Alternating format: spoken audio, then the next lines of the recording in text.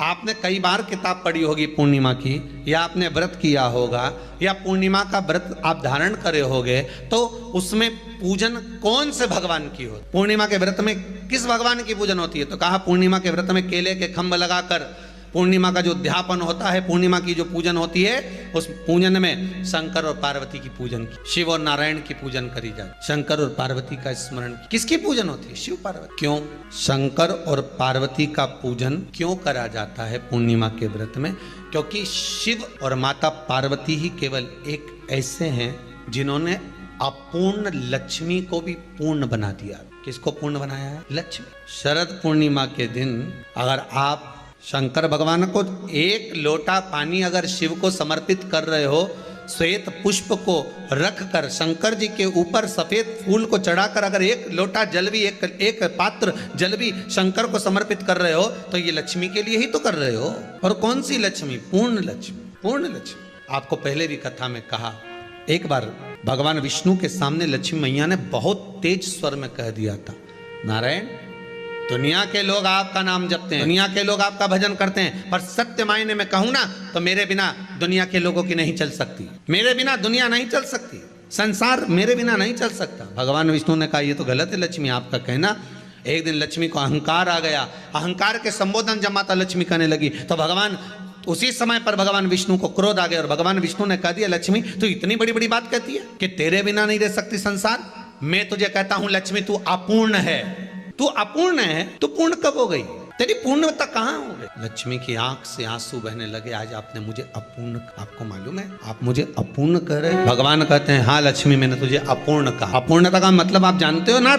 भगवान कहते हैं लक्ष्मी मैं सब जानता हूँ। लक्ष्मी रोती हुई माता सरस्वती के पास पहुंच गई। सरस्वती ने पूछा क्या बात है लक्ष्मी, क्यों रो रही हो? लक्ष्मी जी ने कहा क्या बताऊं सखी, मेरे पति ने आज मुझे अपूर्ण कह दिया है। तो क्यों रो रही है तू? अपूर्ण अगर कह दिया, पति ने ही तो कहा है ना, तो क्यों रोना? चल मेरे साथ। और सरस्वती मैया माता लक्ष्मी को लेकर सीधे पहुंच गई माता पार्वती की। पार्वती के यहाँ जब पहुंची, माता पार्वती जी ने लक्ष्मी जी को देखा और सरस्वती को देखा तो पूछा कि बात क्या है, क्या हो गया ऐसा, क्या हुआ, क्या है ऐसा जो तुम दोनों आज मेरे पास में आई? क्या हुआ?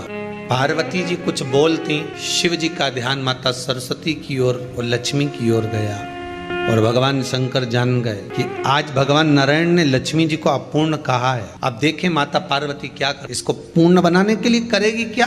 क्या हुआ? माता सरस्वती जी बोली लक्ष्मी को अपूर्ण कह दिया। अपूर्ण कह दिया? हाँ, तो क्या सोचना उसके लिए, इसको मैं अभी पूर्ण बना देती हूँ। माता जगत जननी पार्वती ने गोदी में विराजमान गणेश जी को उठाया और उठाकर लक्ष्मी जी की गोद में दे दिया। ले लक्ष्मी आज से तू पूर्ण हो गई, लक्ष्मी आज से तू पूर्ण। गोदी में जब तक संतान नहीं है तो नारी को लोग अपूर्ण समझ। माता पार्वती जी ने संपूर्ण ब्रह्मांड में एक सिद्धता प्रदान कर दी कि अपने गोदी के लाल को, अपने गोदी के पुत्र को माता ने लक्ष्मी की गोद में देकर लक्ष्मी को पूर्ण बना। वो दिन कौन सा? यही शरद पूर्णिमा का दिन था। कौन सा दिन? यही शरद पूर्णिमा का दिन था। शरद पूर्णिमा का दिन लक्ष्मी को पूर्ण करने अमृत ही नहीं बरसता, शरद पूर्णिमा के दिन लक्ष्मी भी बरसती। पूर्णिमा के कितने व्रत होते हैं? नारियों को, स्त्रियों को अखंड सौभाग्य के लिए जो नारी वैधव्य नहीं होना चाहती है उस नारी को पूर्णिमा के कितने व्रत करना चाहिए? जिस नारी के यहाँ संतान नहीं हो,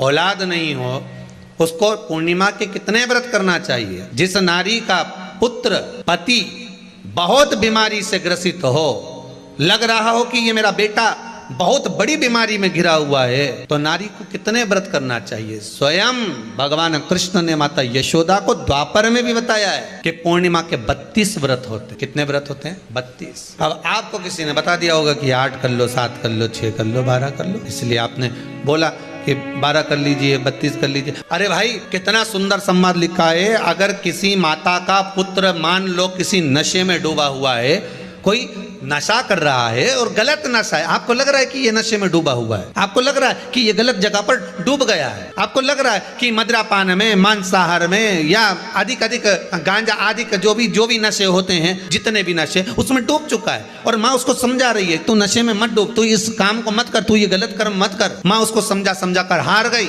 तो मेरा माताओं से निवेदन है आप उसको समझाना बंद कर दो एक काम करना प्रारंभ कर दीजिए। हमें जो शिव महापुराण के माध्यम से शास्त्र कह रहा है कि आप 32 पूर्णिमा के व्रत प्रारंभ, उसमें करना क्या है, आप केवल जिस दिन व्रत रहे रात्रि के समय पर कोई भी मीठा कुछ भी सामग्री आप चंद्र की रोशनी में चंद्र को अर्घ देने के बाद पूजन करने के बाद उसको रखो, और वही सामग्री जो नशा कर रहा है उसको पूर्णिमा के दूसरे दिन उसको खिलाओ। आप धीरे धीरे खिलाना चालू करेंगे, जिस नशे में वो डूबा हुआ उस नशे से वो छूटना प्रारंभ हो जाएगा। 2 पूर्णिमा व्रत करके तो देखो, तीसरे में तुम्हें जरूरत ही नहीं, धीरे धीरे आप रुक वो छूटना प्रारंभ हो जाए। अगर नारी अपने पुत्र और अपने पति के लिए, उसकी उम्र की वृद्धि के लिए, रोग मुक्ति के लिए, विश्व के ताप को कम करने वाले चंद्रदेव की आराधना पूर्णिमा के व्रत को धारण करती है, तो नारी उस व्रत के प्रभाव से अपने पुत्र और पति की बीमारी को, रोग को हर लेती, रोग का हरण कर लेती। भोजन में खीर का होना जरूरी होता है पूर्णिमा के व्रत में, दूध की सामग्री होना जरूरी होती है पूर्णिमा के व्रत में। 12 महीने की पूर्णिमा करो, मना नहीं है। और पूर्णिमा उठाने का भी समय होता है चैत्री, चैत्र के महीने की जो पूर्णिमा होती है चैत्री पूर्णिमा पहली पूर्णिमा मानी जाती है, इसलिए चैत्री पूर्णिमा को सिद्ध पूर्णिमा कहते, कार्य सिद्धात्री पूर्णिमा कहते, मनोरथी पूर्णिमा कहते। इसलिए पूर्णिमा का व्रत कहाँ से उठाया जाता है, चैत्र के महीने की पूर्णिमा से पूर्णिमा का व्रत उठाया जाता है। कि मैं महीने की पूर्णिमा करूंगी तो चैत्र पूर्णिमा से उसको उठा लिया जाता है। पर उसका एक नियम रहता है, आप फलार करें अपनी जगह पर है, पर एक समय भोजन कर रहे हैं वो अपनी जगह पर, भोजन के साथ में मीठे के साथ थोड़ा दूध की सामग्री होना जरूरी होती है। और क्यों करते हैं पूर्णिमा का व्रत, किस लिए किया जाता है, क्यों करा जाता है, उसका व्याख्यान वर्णन शिव महापुराण के अंतर्गत स्कंद पुराण में लिखा गया। स्कंद पुराण में वर्णन किया है श्री वेद व्यास जी महाराज ने, कहा ये पूर्णिमा का व्रत इसलिए किया जाता है कि व्यक्ति का जब मन गलत भ्रम में जाने लगता है, मन जब गलत जगह पर जाने लगता है, तो ये मन को गलत जगह पर ले जाने वाला कौन होता है, तो कहा ये चंद्र होता है। व्यक्ति की राशि के अंतर्गत, व्यक्ति की पत्रिका के अंतर्गत, व्यक्ति की ग्रह दशा के अंतर्गत जब चंद्र बेकार चलता है तो व्यक्ति अच्छा करते करते भी बेकार करने लग जाता है। चंद्र डोल रहा है। कई माताएं कहती हैं गुरुजी हमारे बेटे को आशीर्वाद दीजिए, बहुत गलत संगत में जा रहा है, मतलब समझ जाना कि चंद्र गड़बड़ जा रहा है। बेटी अगर गलत मार्ग पर जा रही है, बेटी अगर गलत संगत में जा रही है, किसी अन्य व्यक्ति की ओर आकर्षित हो, चंद्र गड़बड़ हो रहा है, उसका चंद्र कहीं जा रहा, कोई पुरुष कोई लड़का कोई गलत मार्ग पर जा रहा है, चंद्र गड़बड़ हो रहा है। घर में जो क्लेश उत्पन्न होता है, घर में जो विवाद उत्पन्न होता है, उस विवाद को रोकने के लिए केवल चंद्र की ही, इसलिए तो पूर्णिमा घर की नारियां, हमारे यहाँ हिंदू धर्म में यहां तक स्कंद पुराण में कह दिया कि प्रत्येक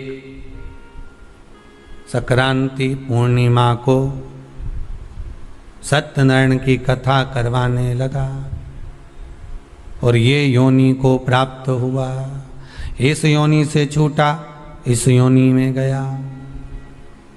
लिखा है, सब कुछ लिखा है। अब उत्ते से समझ जाओ कि पूर्णिमा को सत्यनारायण की कथा करने का बोला है, तो पूर्णिमा को सत्यनारायण की कथा का क्यों बोला? वैसे तो रोज कराओ सत्यनारायण जी की कथा, प्रतिदिन कराओ, मना नहीं है। आप क्या कोई विशेष फंक्शन है आप सत्यनारायण जी की कथा करवा, पर पूर्णिमा संक्रांति को और संक्रांति को पूर्णिमा को सत्यनारायण की कथा का स्मरण क्यों करवाया गया? क्योंकि पूर्णिमा के दिन अगर ये भगवान का व्रत रख लेगी, पूर्णिमा के दिन अगर ये खीर का प्रसाद बना लेगी, थोड़ा सा दूध की कोई सामग्री बना लेगी और भगवान को भोग लगा देगी, भले सत्यनारायण भगवान के भाव से बनाए, भले सत्यनारायण जी के निमित्तार्थ बना, तो इसके घर में जो अशांति है वो शांति में बदल जाएगी। इसलिए कई घरों में आज भी सत्यनारायण भगवान की पूजन हर पूर्णिमा को करती है। माता किताब लेके बैठ जाती है, तुरंत उन्हें ऑफिस जाना, कहीं काम पे जाना, और तुरंत उसने जल्दी जल्दी कलश रखा, कलश नहीं भी रखे तो भगवान की पूजन कर को रखे, ब्राह्मण देवता को बुला लेगी, ब्राह्मण नहीं आएंगे तो खुद कर लेगी, पर करती जरूर है। इतना सा आटा सेक लेगी, पंजेरी बनाई, सीरा बनाई, मिठाई रख दो, कुछ भी करेगी पर सत्यनारायण की कथा कर ले, उसका मन लग गया उसमें। मतलब पूर्णिमा को करना है, उसको करने से क्या होता है? शांति रहती है, शीतलता रहती है। जिसके घर में हर महीने की पूर्णिमा को खीर बनती हो। प्रत्येक महीने की पूर्णिमा को जिसके घर में दूध की सामग्री बनती हो, दूध की सामग्री तैयार होती हो, खीर प्रसाद तैयार होता हो, उसके घर में कभी क्लेश नहीं हो सकता। चाहे सास बहू एक दूसरे के सामने वो कहे ना, वो सांप और नेवले की लड़ाई क्यों ना, फिर भी शांति हो जाती है। पर प्रत्येक महीने की पूर्णिमा होना चाहिए। ये नहीं कि तुमने एक महीने की पूर्णिमा पे बना लिया और दूसरे महीने की पूर्णिमा को गायब कर दिया।